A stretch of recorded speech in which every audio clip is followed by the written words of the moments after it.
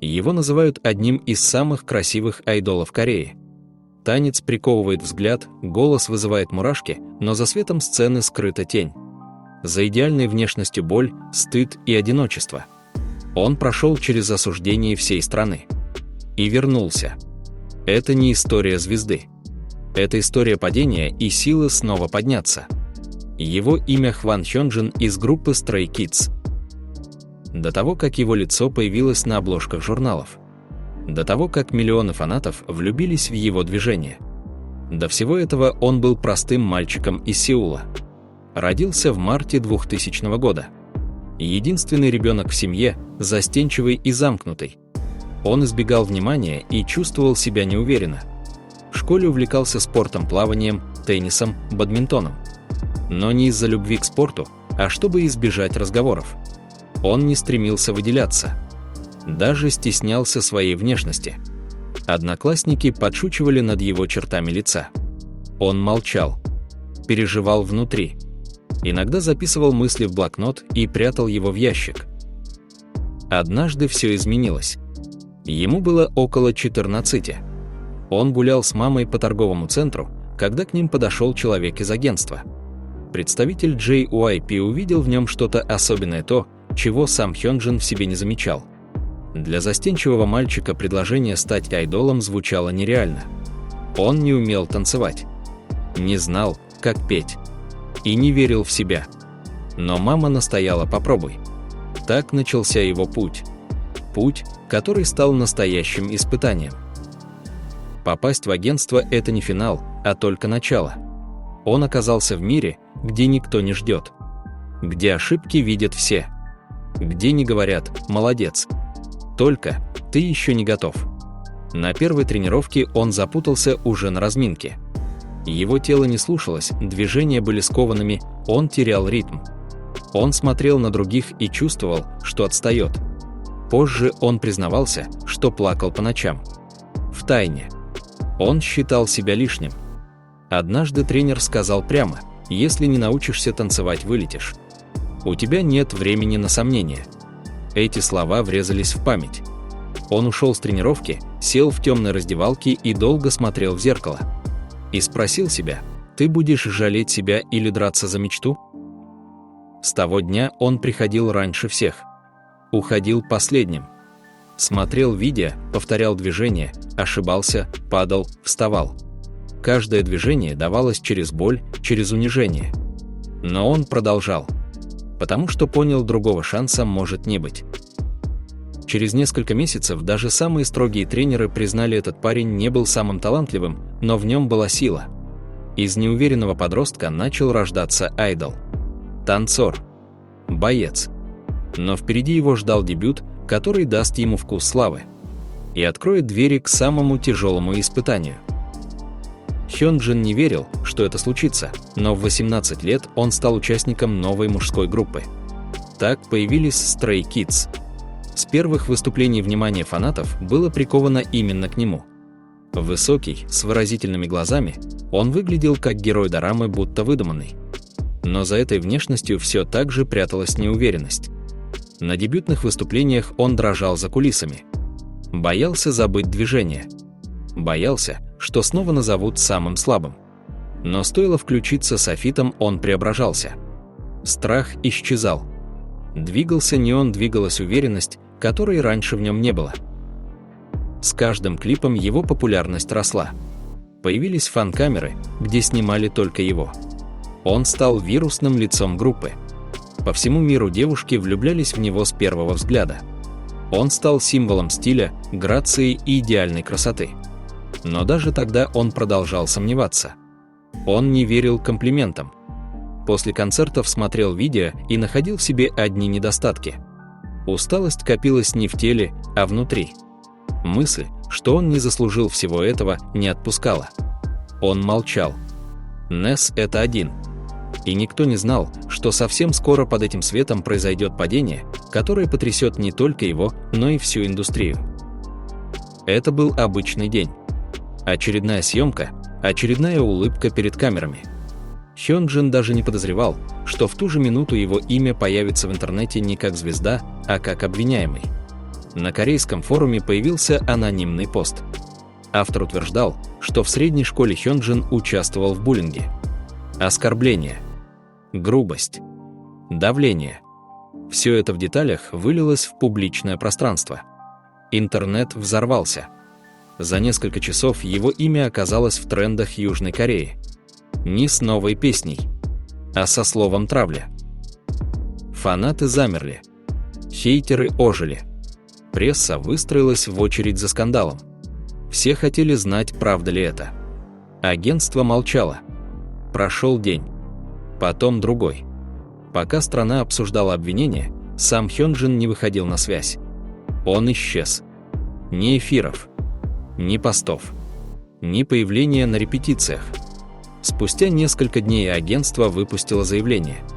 В нем говорилось, что Хёнджин временно отстраняется от всей деятельности. Он признал, что в школьные годы мог задеть кого-то словами и не пытается это оправдать. Но волна уже накрыла. Фанаты отворачивались. Фан-сайты закрывались. Люди сжигали его фото, писали: «Нам не нужен такой айдол». А он сидел в тишине. Без сцены. Без микрофона. Без слов. Все, что он строил годами, рассыпалось за считанные дни. И все же он не исчез. Он сделал то, чего не делает большинство, решил встретиться с прошлым лицом к лицу. Когда объявили об его отстранении, время будто остановилось. Для поклонников шок. Для группы потеря. Для него полная тишина, в которой остался только он и его мысли. Он ушел в тень. Без камер. Без сцены. Без движения. Никто не знал, чем он занимается. Он не публиковал фото. Не выходил в прямой эфир. Просто исчез. Но за этой тишиной шла настоящая внутренняя борьба. Он читал каждое сообщение. Каждую статью. Каждую строчку. Он вспоминал школу. Перебирал лица. Искал, кому мог пусть даже неосознанно сделать больно. Он начал встречаться с теми, кто его обвинял. Без камер. Без охраны. Просто один на один. Он слушал. Он молчал. Он не оправдывался. Он плакал. Он передал письма с извинениями. Кому-то лично, кому-то через учителей. Он начал заниматься благотворительностью без шума, без объявлений.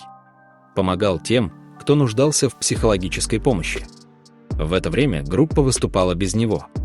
На сцене было пусто. Место, где всегда стоял Хёнджин, закрывали светом.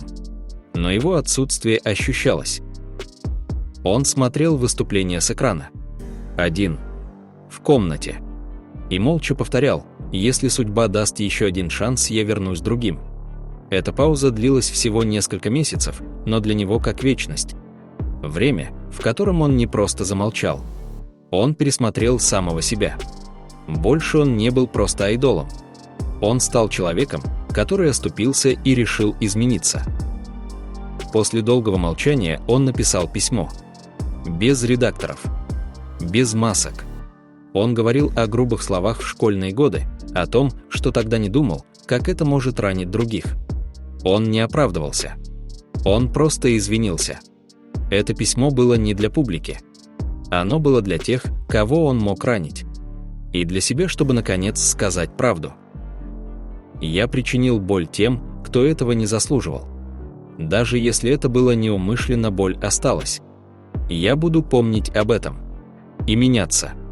Кто-то плакал, читая эти строки. Кто-то простил. Кто-то ушел. Но дело было не в реакции. Он не писал это, чтобы вернуть популярность. Он писал, потому что не мог молчать. Потому что если ты стал известным, ты несешь ответственность за все, даже за то, что давно прошло. Люди, которые его обвиняли, признали, он пришел. Без камер. Без защиты. Он слушал. Смотрел в глаза. Не убегал. Это письмо не стерло его прошлое, но стало первым шагом к возвращению. К честности. К новому началу. Айдолы редко говорят о боли. Он заговорил. Не как артист, а как человек, который оступился и не спрятался. Он не знал, как его примут. Простят ли? Будут ли снова верить? Или навсегда поставят клеймо?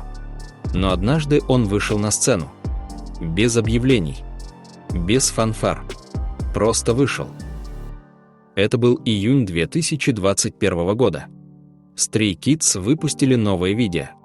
И среди знакомых лиц внезапно появился он. Хёнджин. Стоял в кадре. Смотрел в камеру. Танцевал. Но теперь в его танце было не только мастерство. В каждом движении внутреннее напряжение, зрелость, боль, которую он больше не скрывал. Позже он вернулся на сцену с группой. Но аплодисменты были тише. Кто-то ждал объяснений. Кто-то сомневался. Но он не оправдывался. Он просто продолжал работать. Танцевал в 2 раза сильнее. Улыбался, даже если в глазах оставалась тень. Снимал танцевальные каверы на песни, в которых было много боли. Танцевал так, будто это его способ сказать «я все еще здесь». Постепенно доверие вернулось. Не сразу. С каждым выходом на сцену, с каждым шагом. Он заново заслужил место в сердцах людей. Однажды фанат написал под его фото: «Он теперь не просто красивый. Он настоящий». История Хван Хёнджина не о популярности. Это история о человеке, который ошибался, которого критиковали, которого оставили. Но он вернулся. Без жалоб, без громких слов. Он просто стал другим. В мире, где все требуют идеальности, он показал: настоящая сила в умении признать ошибку и измениться. В смелости снова выйти на сцену, даже если не ждут. Сегодня он снова танцует. Снова улыбается. Но теперь его уважают не за внешность, а за путь, который он прошел. За правду, которую не побоялся признать. За то, что он остался человеком. Ошибаться может каждый. Но не каждый находит в себе силу подняться. А он смог. И этим заслужил не только любовь. Он заслужил уважение.